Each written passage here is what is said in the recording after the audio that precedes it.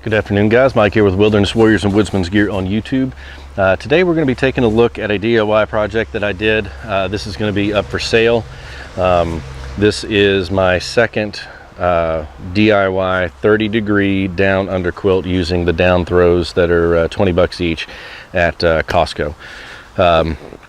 Again, this is the second one that I built. I learned quite a bit building the first one and changed a few things on this one going in, but it's a two-layer system, so it can be used at around the 50-55 degree mark and then around the 30-35 degree mark, and then you could possibly take it a little bit lower than that if you wanted to add like a hammock sock to block the wind, and then based off of in general how warm or cold of a sleeper that you are, and also what clothing that you're wearing when you sleep. If you're wearing really good thermals, you can probably take it down into the mid to high 20s without any issue.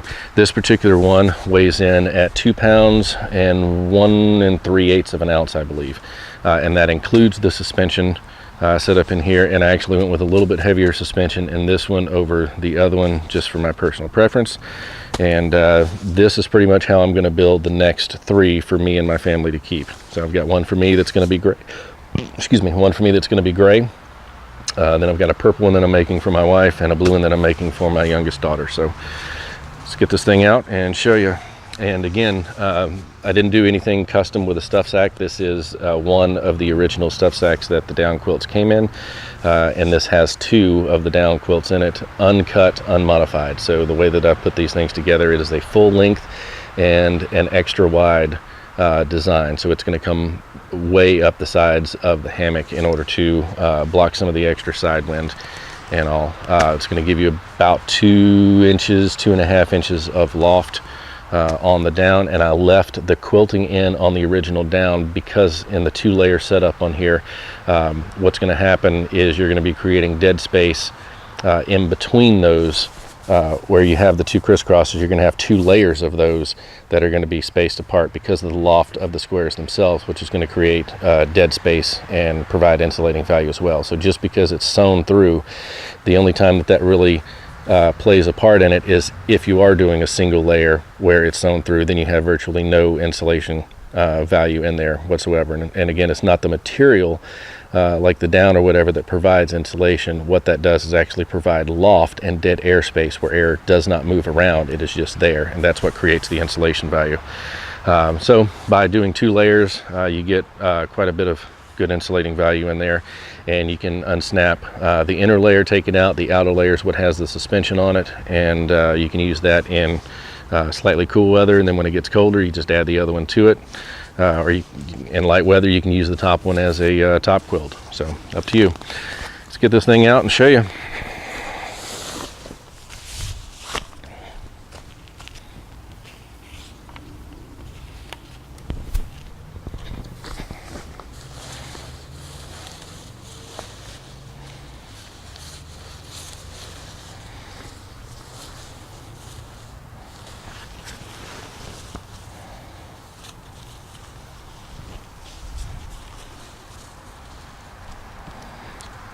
The initial measurements on these under quilts, or on the quilts themselves, was 60 inches wide by 70 inches long. I have not modified that for this project, with the exception of the width. I did fold over a channel on both ends, and the width that will make it maybe an inch less in length and width on the outer one, but the inner one, and I'll show you this in detail in a minute, the inner quilt is the same original size. It did not sew any channels into it whatsoever. It is only attached by plastic button snaps. So you get it strung up like that, and I use the hammock for support as I'm doing it. Flip it to the outside of the hammock, and you just pop your hammock down in it, and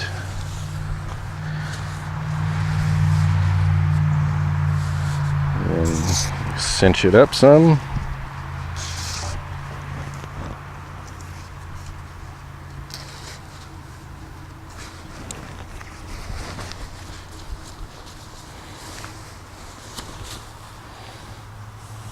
That should be good. You don't want to cinch the ends too tight because then you'll wind up feeling them.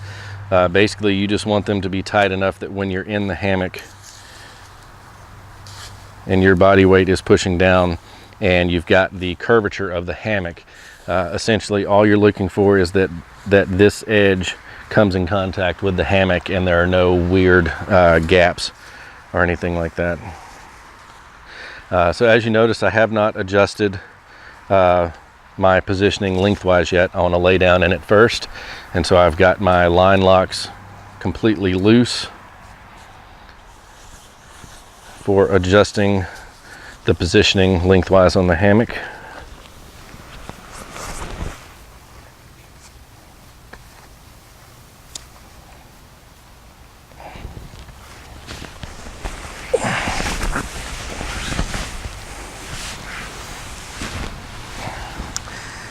And this hammock, I can reach around and feel, and that is actually kind of between the back of my neck and the back of my head here, and I can tell that it goes to just at my feet on the other end. And then because I'm laying at a little bit of a diagonal, I would probably adjust this line lock tighter on my left hand head end, and on the right side foot end I would probably pull that up a little bit to let's see.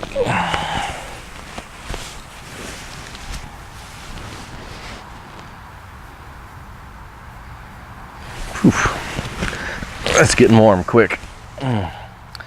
So obviously not the best time to be doing temperature testing and all out here. It's only about 76, 78 degrees here in Georgia today, but humidity seems to be at about 65%, so it is very humid. And so yeah, I think I will adjust this one up a little.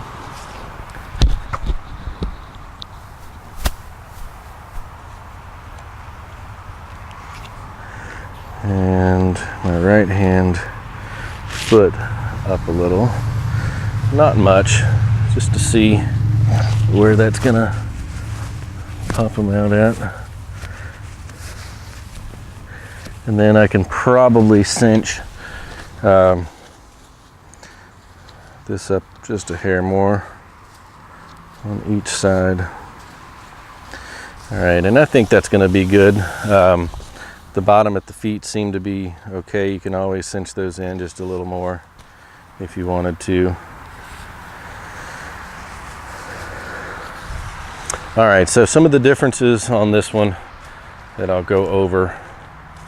If you watched my previous video on the first one that I've got up for sale, this one is a little different in that the main suspension that holds up the whole quilt and ties it to the loops on the ends of the hammock is 1/8 inch shot cord, so it's a little stiffer. If that bothers you, that this thing is pulled a little tighter up top, I mean, you can change that out. You could do it, make yours any way you want it, or if you're buying this one, you can change it out. It's no big deal. The same line locks will work. The reason that I did that is because this quilt will be held up a little tighter, so I wanted something a little stronger, and that's because the quilt is physically wider. So let's look at the construction that I've done here on this quilt. And the way that I made this one is I wanted to do it where there was minimal modifications to the original quilts.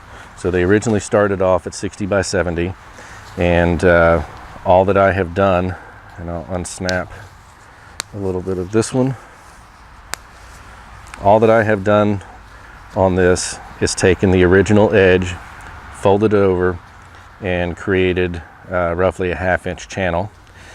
Before I did that, I actually sewed in buttonholes, and that was for the shock cord to come out, because at the end I folded it over, created a channel, but you folded it the entire way, so that is your horizontal channel, and it closes off the end of the side channel, so you need to put the buttonholes in there, and it gives it a nice finished look. I mean, my thread matches pretty well. It looks pretty seamless, and it's a little hard to sew this material when you get the down in there, because the 2 layers, the down acts kind of like a lubricant and starts doing weird things.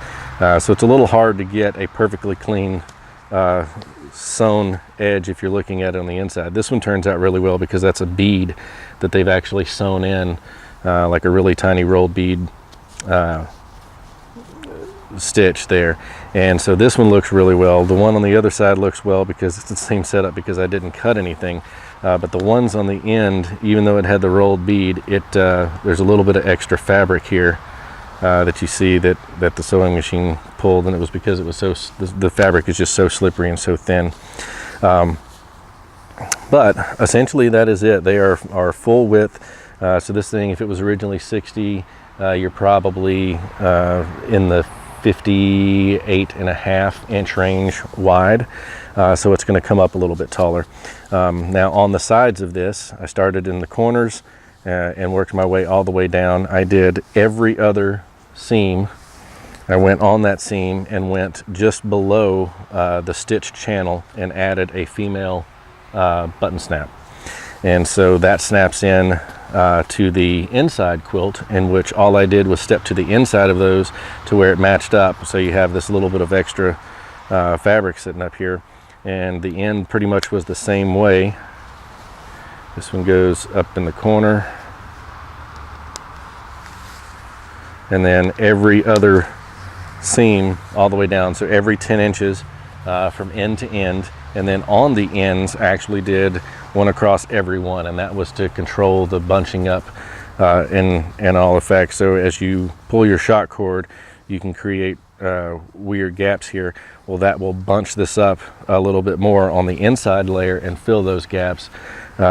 So in order to use this in a venting manner, you're going to have to loosen up the shock cord pretty good to be able to control venting out the end if you wanted to use double layer in cooler weather or whatever.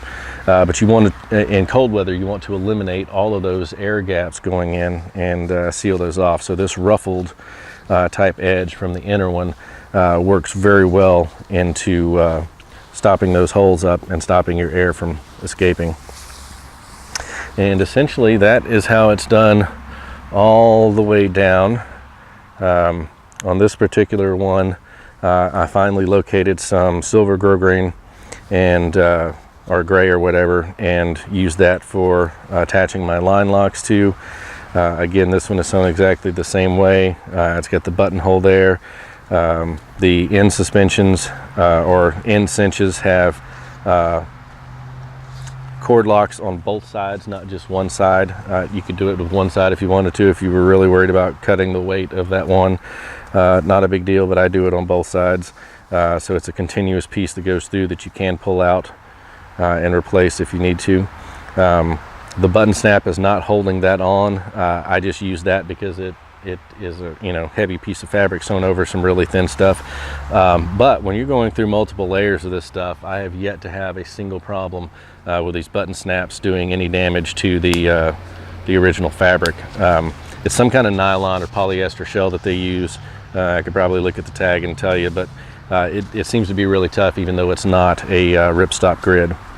The other thing that I did pay attention to on this one over the other one, and I doubt that it's going to make any difference at all, is that this is essentially one fabric. And even though it's two colors on the inside, when you cut this open, the one fabric is like a darker gray, and then on the opposite side of it, it is the shinier gray. And that's not just because it's two layers. The actual fabric, when I cut it, was like that on the inside as well, which was kind of interesting to know, in that they didn't use two different fabrics to make the quilt. It was actually one continuous piece of fabric that just has two colors on each side. I really don't even know how they did that, but anyway, it's done.